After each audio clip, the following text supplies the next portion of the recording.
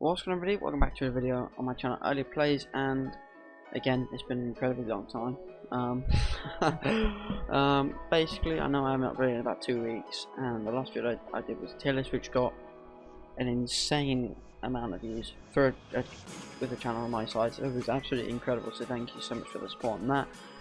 Yeah, I haven't really uploaded because mainly I've just been grinding the game non-stop, and honestly, it was lack of motivation for me to upload. However, now everything's in lockdown right now.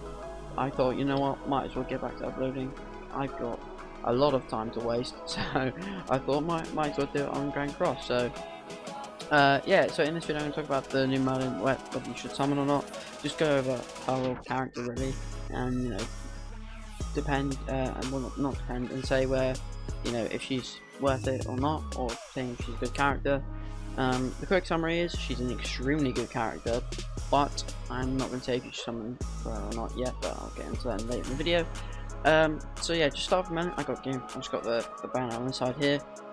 So the banner at the start, just to start things, so obviously it's got Merlin. However, as you can see, there are no other 7 deadly sins, and the 7 deadly sins are the better side of the characters in the game.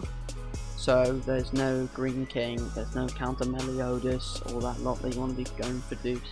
There's no like Blue Barn who's good for Red Demon. There's like none of those characters.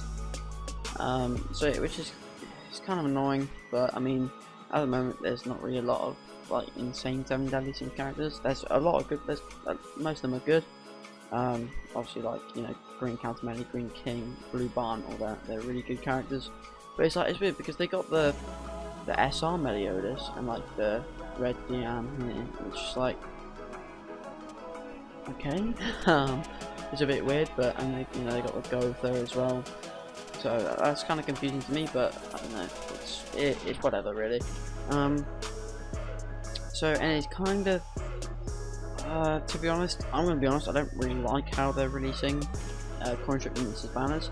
It's a cool idea, but I kind of just want them to release other characters, because eventually these summonable characters will just be pushed into the coin shop. So it's just like, well, it doesn't really matter now, because eventually you don't have to summon for them, because they'll just go into this coin shop, which you can just buy them for free. I have 3 coins right now, and it's just all from their weekly SR tickets.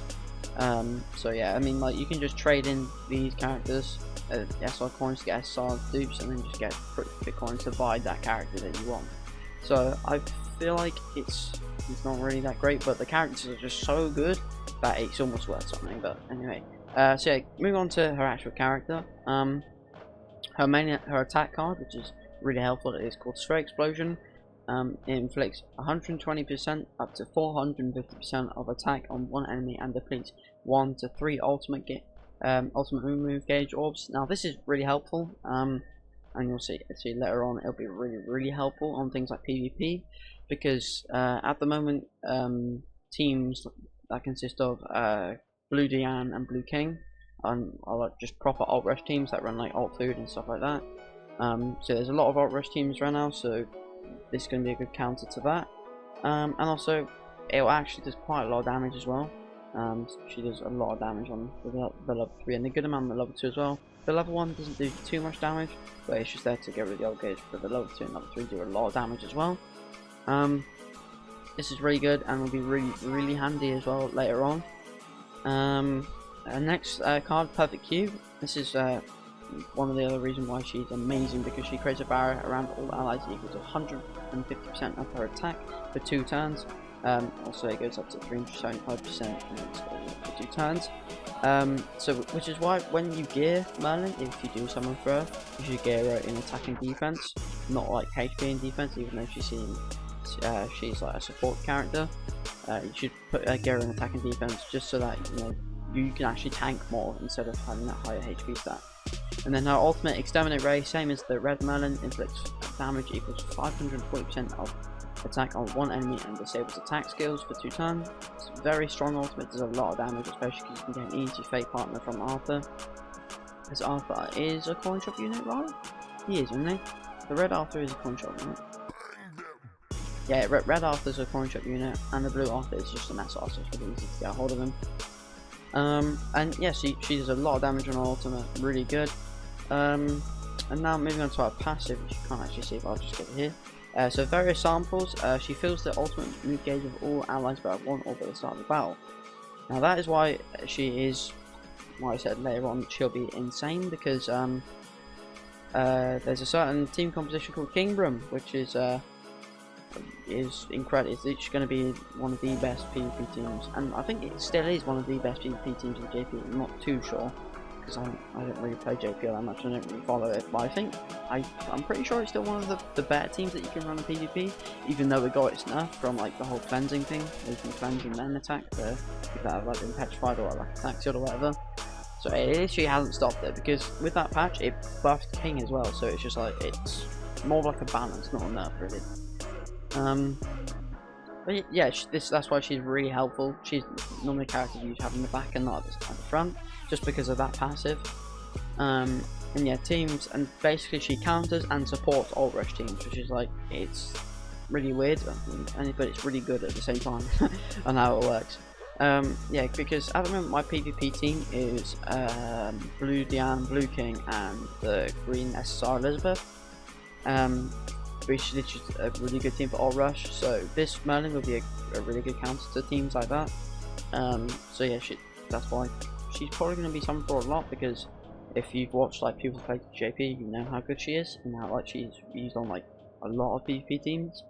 And it also means that teams that do run ult rush, that runs ult food, they don't have to run ult food anymore. They can run things like dodge food, attack food, all that stuff instead, because her passive just gives that extra ult gauge instead. Which means you can still get your ultimates on turn 1 and do a lot of damage straight away. So yeah, that's it to do with the Merlin, that character. The stats, decent CC, pace rate 20%. I mean, I'm not really gonna get into the stats, because you know, these are for like these are the base stats that Merlin will have, so not really gonna get in too much depth with that. So yeah, overall, honestly, I'm not gonna be summoning for her, because obviously there's characters like Helbram that are still going to be released, and if they do release all the coin shop units on onto banners, honestly once Gotha comes out, I will probably end up wailing on Gotha. But yeah, I feel like what they should have done with these banners is release this character, like the coin shop character, with another summonable character, which could have been like really cool. Like, I don't know, they released Merlin with Helbram, they released Barn with like what other summonable characters haven't come out yet? Let's see, who hasn't come out yet? Oh, I don't know, like the Blue Merlin or something like that. Let me go to a Grand Cross database and look at all the other like earlier SSRs that they could have released. Let me change the rarity to SSR. So characters they could have released, they could have possibly released. Death Piss wasn't actually that early on. Green Diane could have been a cool one to release actually, because I think she released with Escanol when he first came out. That was a hell of a banner. Holy. I don't know, maybe characters like Blue Elizabeth. She's not too late on. They could have released. Let's see who else. Yeah, Helbram, like I said. They could have released. Like one of the characters with like the Red King as well. I don't know. It's like with this they don't really have to release it in like the same order. I don't think. I feel like they should have to. Well, I guess they haven't really done that, have they? Because they just added characters in different orders. Because they have Red Barn in the game, and yeah, they still haven't. And they've like added like Green Elizabeth, who's like the first banner. But it's like, I don't know, but the next banner after that wasn't Escanol, because when Red Barn came out, the banner after that was Escanol, so I don't know. Anyway, yeah, so that's pretty much it. Overall, well, like I said, I'm not going to be summoning for the Merlin. However, she is a very, very good character to go for. So I'd probably say I wouldn't just go all in on Merlin if you want to summon. But if you're going to summon, I'd probably say summon until you get your guaranteed SSR, and then probably dip out the banner. Unless well, it's up to you at the end of the day, realistically. Personally, I would not summon for it, because obviously she's going to be added to the coin shop, and there's going to be better banners that come out later on in the game. And just think, Escanor isn't that far away, which is pretty crazy, and characters like Demon Meliodas are not that far away, so that's what I'm saving my gems for. That's why I have 525 gems, not multis. And I've only done 9 multis so far in this game, and you know, I'm doing pretty good at the moment, so yeah, that's it. So yeah, that's pretty much it for the video. I hope this helped you out. Yeah, that's pretty much it. Again, I will probably upload gameplay videos soon, but yeah, it's pretty difficult. Oh, and also my upload schedule is going to be Tuesday, Thursday, and Saturdays every week. So 3 uploads a week, Tuesday, Thursday, and Saturday. So yeah, make sure you're there. There's no specific time. It'll be around about like 10 to like 12 a.m. Well, 10 p.m. to 12 a.m. GMT. So yeah, that's pretty much it. So thanks so much for watching. I've been Place, and I'll see you guys in the next video. Peace.